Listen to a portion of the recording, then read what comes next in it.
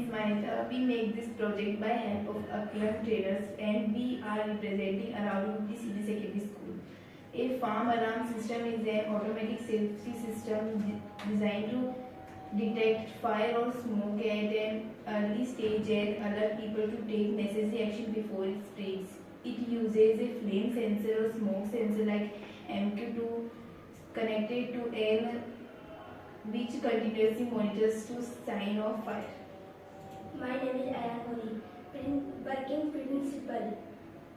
The flame sensors detects informed from a fire and MQ2 sensors smoking particular in the air. A sensor converts in the light of a gas on a electric signal. This is an send of the input pin.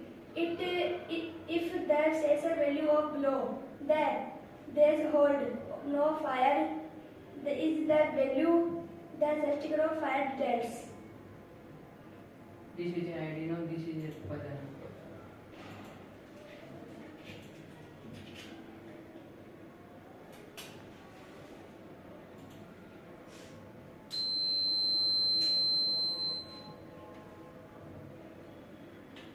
My name is Lucky.